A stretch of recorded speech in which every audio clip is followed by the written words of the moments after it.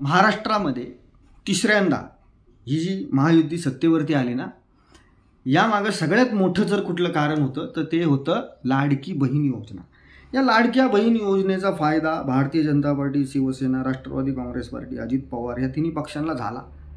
त्यांचं vote percentage वाढलं. म्हणजे उघड जर तुम्ही सगळं ते ॲनालिसिस जर केलं तर 5% वोट शेअर जो होता हा वाढला. आणि याचा फायदा जो होता इलेक्शनमध्ये की इफेक्ट हा होता. आणि त्यामुळं या लाडक्या बहीण स्कीममुळं भरमसाठ जागा भारतीय जनता पार्टीच्या वाढल्या.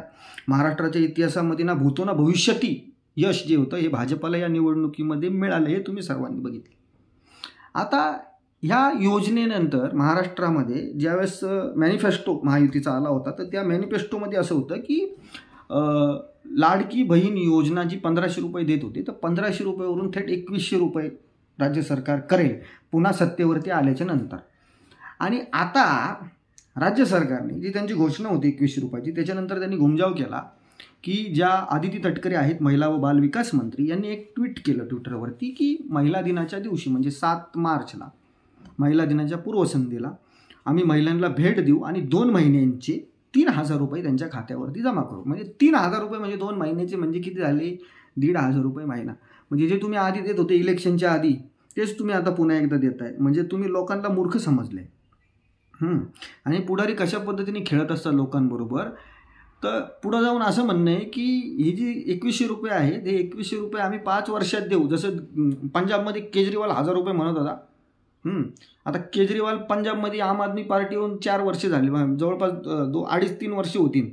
अजून काय केजरीवालने दिलं. आणि केजरीवालला प्रश्न विचारल्यानंतर केजरीवाल म्हणतो की 5 वर्षात देणार आहे. तुम्ही लोकांना येडे समजता आणि भोळी भाबडी जनता या पुढाऱ्यांच्या नादी लागून या अशा पद्धतीचे ज्या रेवडी पॉलिटिक्स ज्या गाजर स्कीमा असतात ना याला भोळून हे लोक मतदान करतात.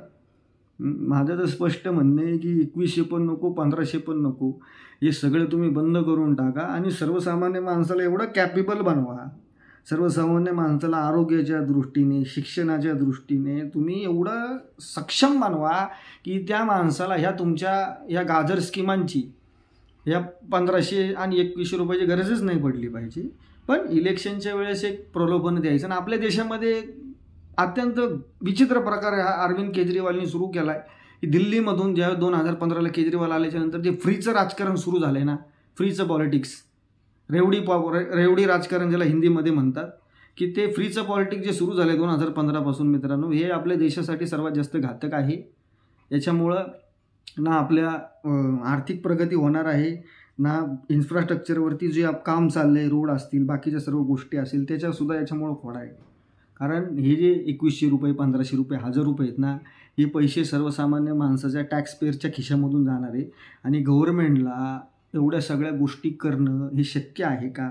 की अशा पद्धतीच्या तुमच्या ज्या कल्याणकारी स्कीम आहेत, त्याचबरोबर तुमचे जे इन्फ्रास्ट्रक्चरचे कामं चाललेत, PWD असेल किंवा बाकीचे सर्व प्रोजेक्ट जे चाललेत, त्याचबरोबर हा जो बोजा आहे तुम्ही जो 2100 रुपये किंवा 1500 रुपयाचा बोजा तुम्ही जो अजून घेताय ते तुम्ही कशा पद्धतीने करणार?